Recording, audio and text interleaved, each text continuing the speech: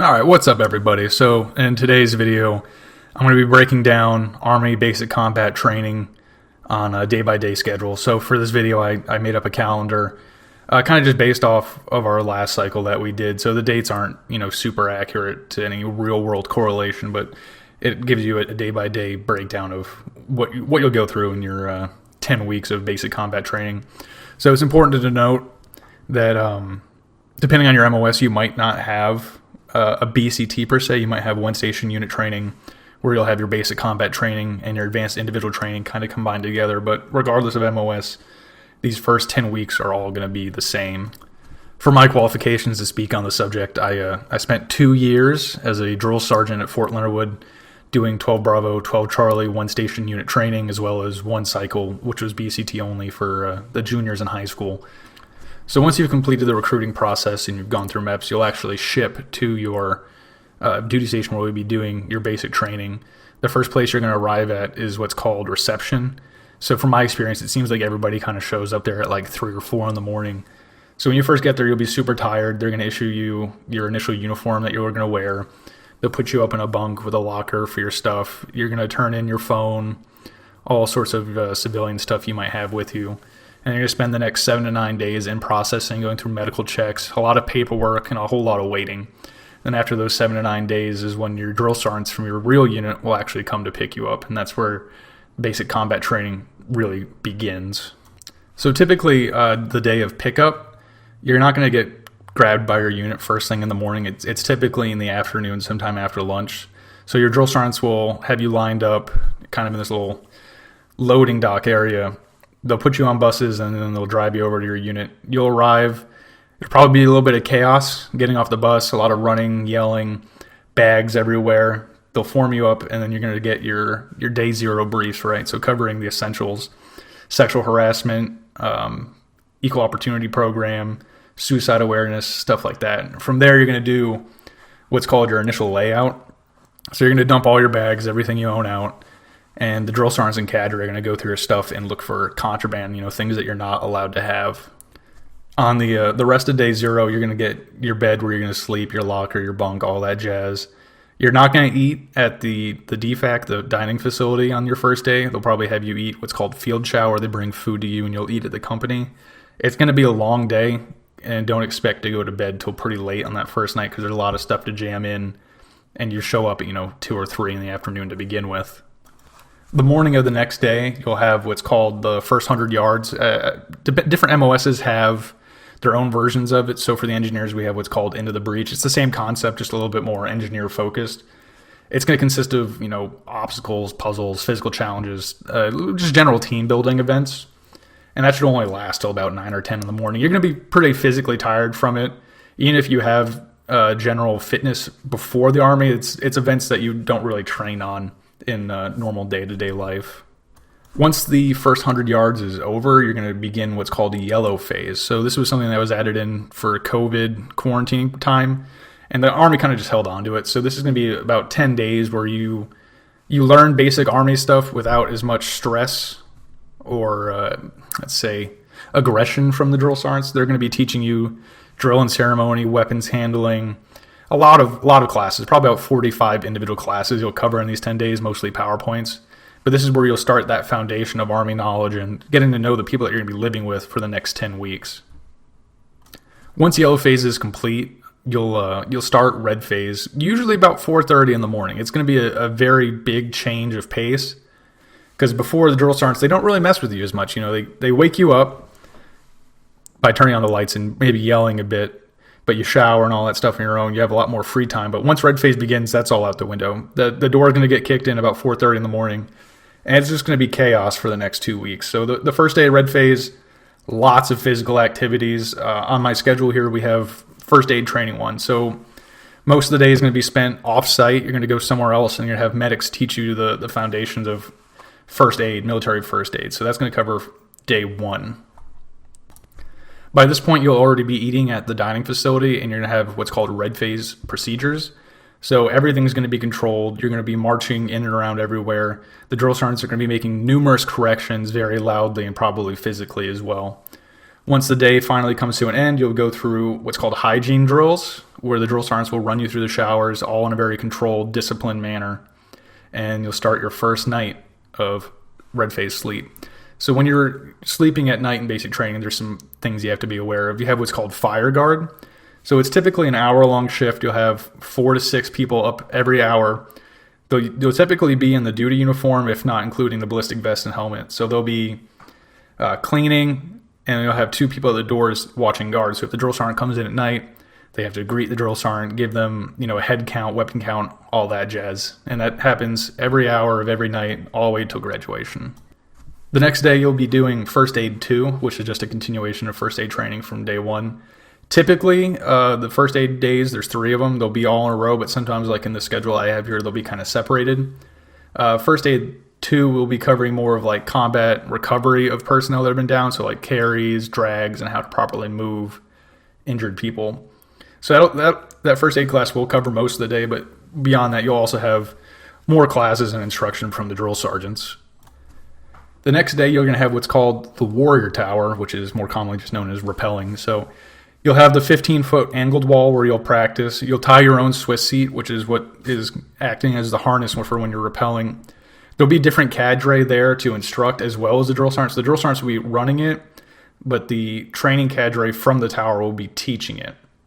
So you'll do the 15-foot tower, and then from there you'll move on to the 40-foot tower, which is a straight vertical wall. It seems scary at first, the first time you do it, but once you're about halfway down the wall, you start having fun with it. Also on this day, you have your first R2 brief. So R2 is a program the Army has. They're kind of like sports coaches that come out and they kind of hype you up. They talk to you about how to cope with the physical and mental difficulties of what you're going through. You're going to see them repeatedly. They typically come out once per phase. So this will be your red phase R2 meeting. All right, so the next day is one of my favorites. This is where we're going to be covering CBRN 1 and 2. So CBRN 1 is your first half of the day. It's going to be an introduction to chemical, biological, radiological, and nuclear warfare, right? So you're going to learn how gas masks work, how to properly don the gas mask, the suit, how to clear it, and how to protect yourself from dangerous biological and chemical contaminants. So after lunch that day, you're going to start CBRN 2, where you're going to travel over to the gas chamber. So the gas chamber, it's everything that you think it is. So you're going to get up there, you're going to go into the chamber with your mask on already. The gas will already be cooking, so it's not that intense. It's usually 1 to 2 tablets per group. So you're going to do some exercises inside the gas chamber. You're going to move your head left, right, up, down, chew, jog a little bit in place just to show you that the mask does work. They're going to have you lift the mask and then put it back on and clear it to show you that you can clear gases out of the mask and resume breathing normally.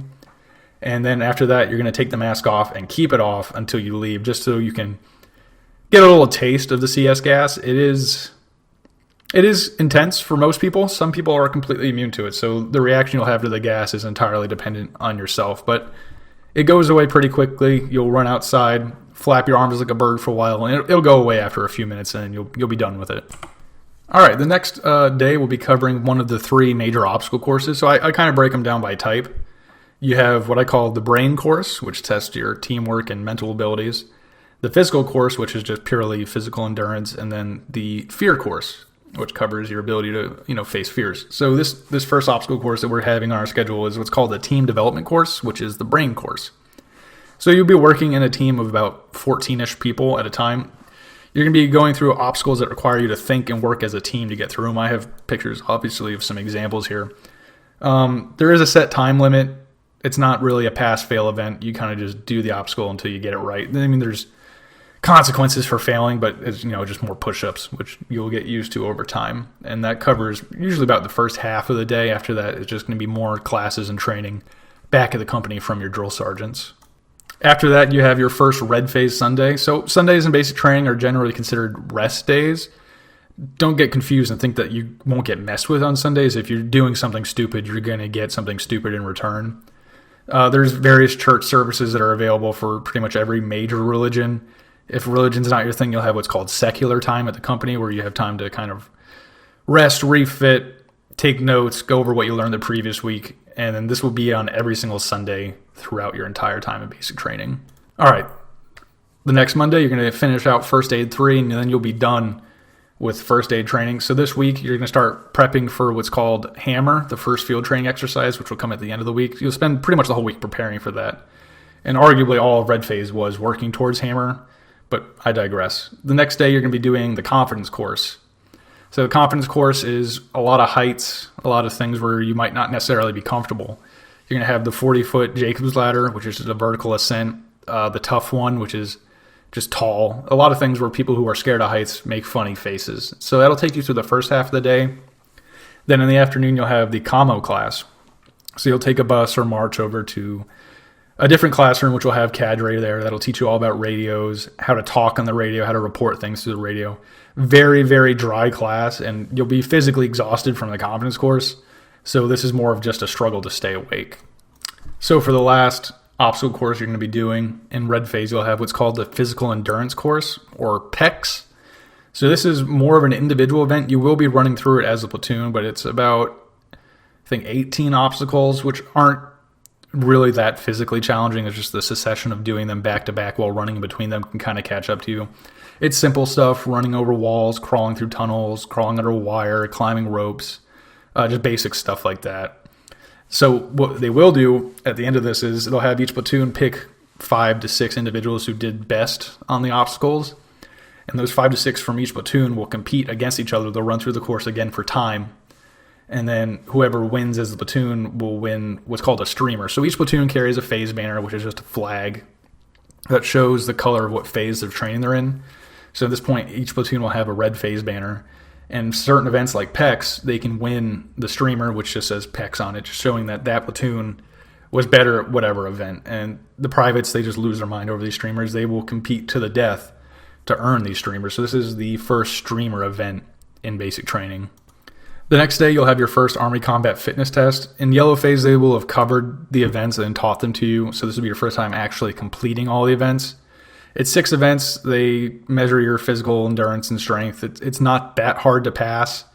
The area I see people struggle with the most in basic training is typically the 2-mile run, but that can be overcome with just basic training. That'll be pretty much your only event for the day. After that, it's just all prep for hammer, which begins the next day.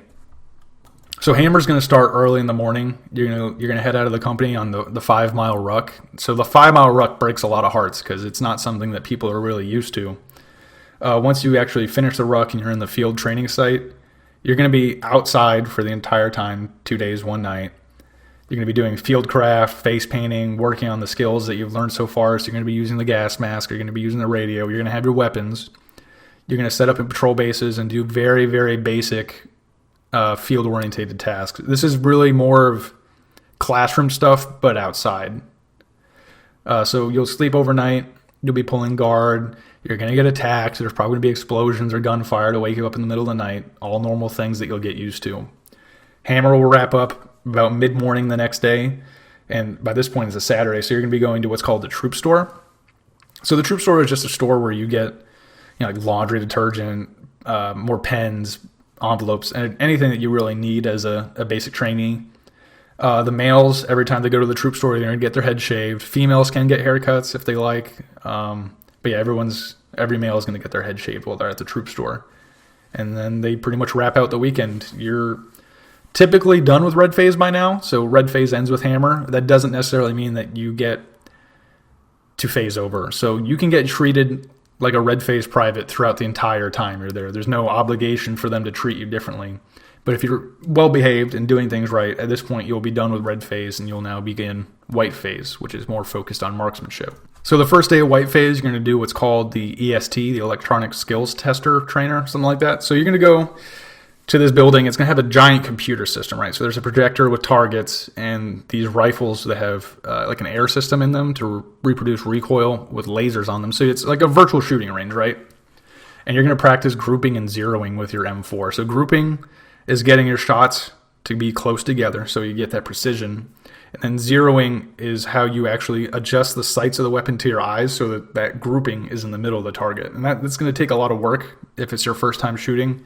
So you're going to be doing that on the Electronic Skills Trainer for pretty much the whole day. And then you'll have your second R2 brief, the white phase R2 brief. The next day, you're going to be going out to the range and shooting actual bullets. You're going to be doing the same thing you did on the EST, but live. So you're going to be doing the backup iron sights, group and zero. So you'll start out with about 20 rounds. They'll have you shoot iterations of 3 rounds at a time, and they'll give you corrections and adjust your sights until you're grouped and zeroed. But just due to the skill level and the time that it takes, this usually takes 2 to 3 days. The majority of the company is done in the first 2 days, and the third day is typically reserved for what we call hardcores. It's just the people that absolutely can't get right. But they'll stay out there all day until you get your weapon grouped and zeroed. So once you finish the 3 days of backup item site group and zero, you're going to go on to what's called LOMA, locations of misses and hits. So this is a special range where the targets are between 150 yards to 300 yards out. Around the targets, there's these acoustic sensors.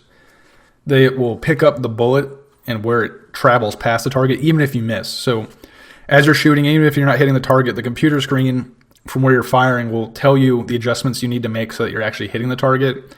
And what's called confirming your zero, making sure that what happened on paper correlates to real life to hitting real targets. And that'll take generally just a few hours, because at this point you understand how to shoot. Your group and zero is good.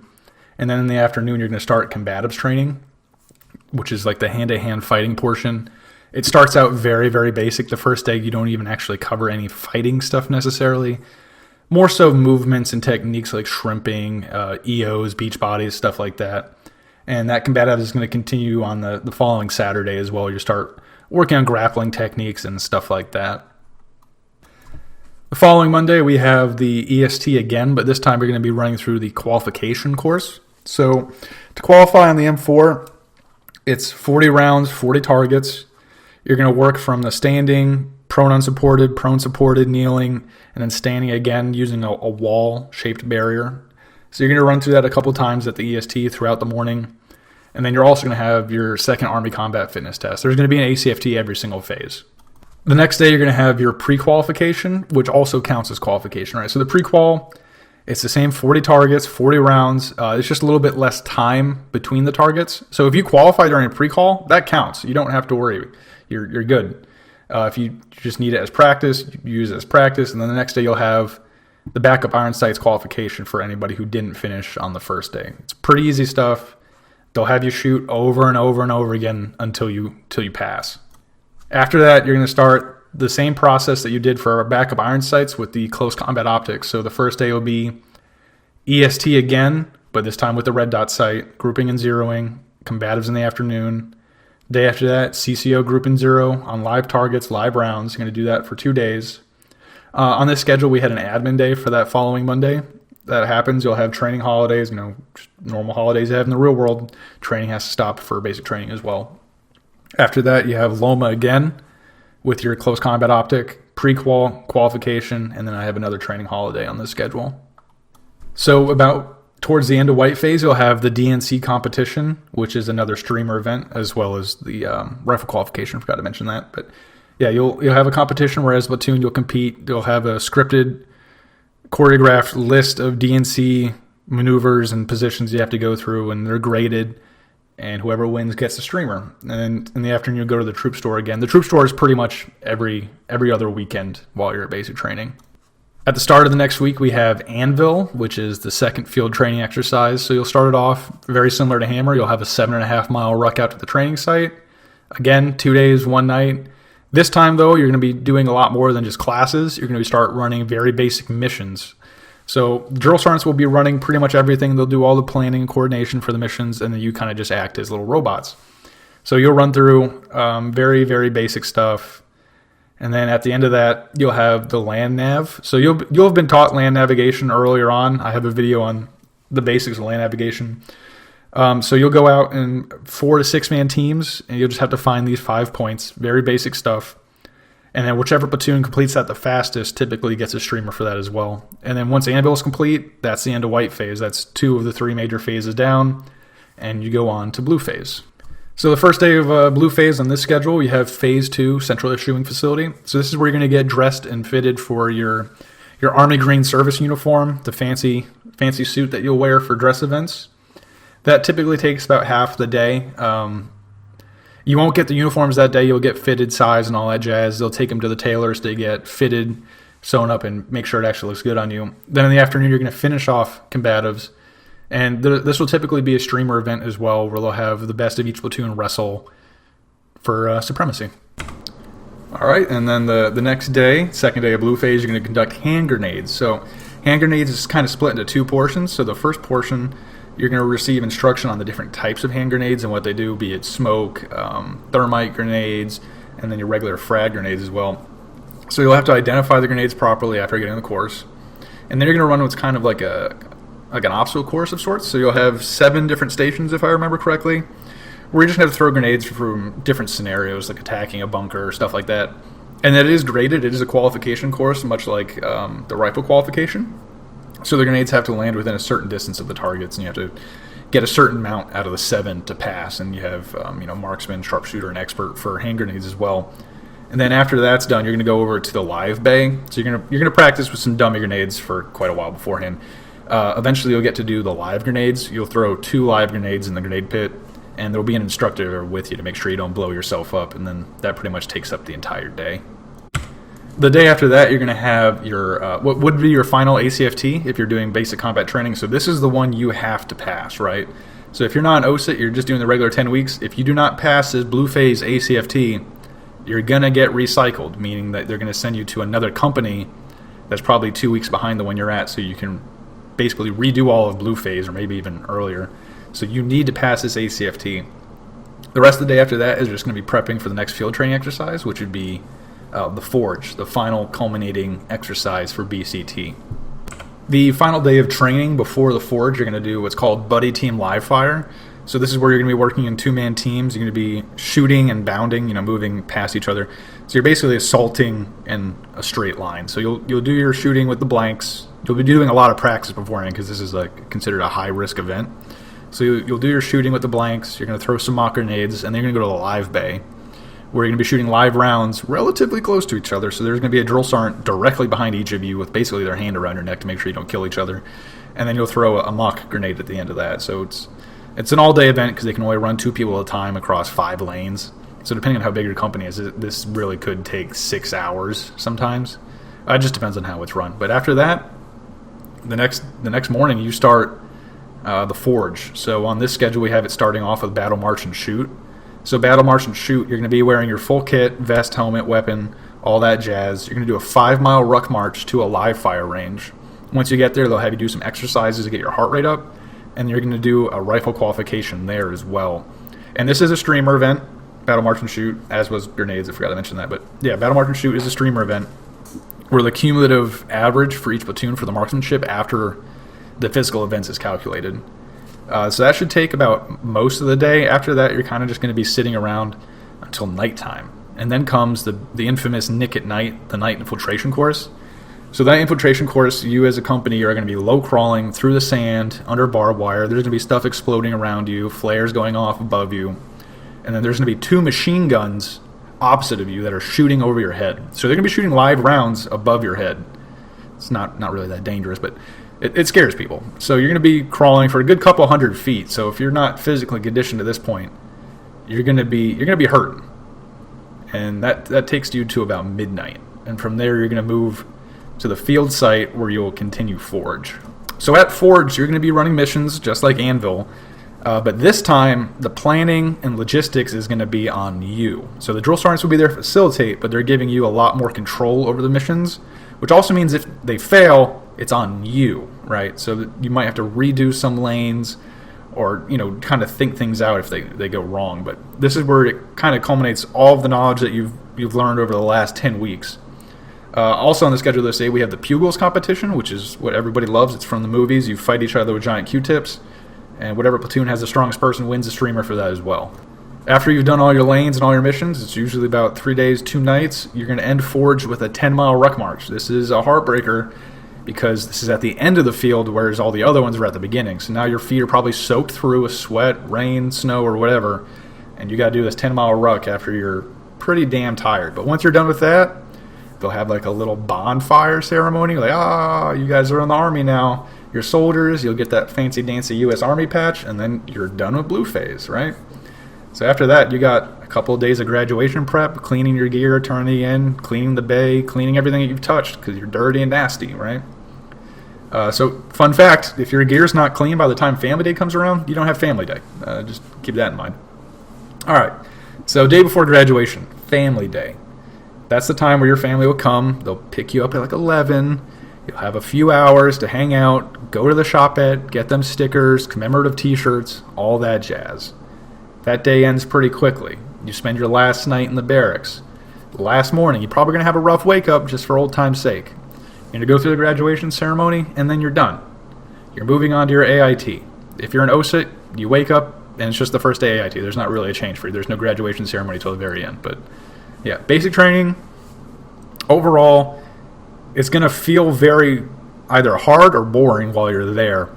But once it's done and you look back on it, you realize that it went by pretty quickly and it wasn't really that bad. So even if you're like very physically competent when you show up, you're going to be challenged in some way while you're there. They're going to challenge some metric of your personality, whether it be your patience, your leadership, physical competence, or just, your general personal skills. But yeah. So if you found this video to be entertaining or at least informative, leave some feedback. If you want to see a breakdown of this for other schools in the Army, I can break down AIT, Airborne School, Ranger School, Sapper School. I can break down all of those on a kind of day-by-day basis so you can have a little bit more information as you go into these.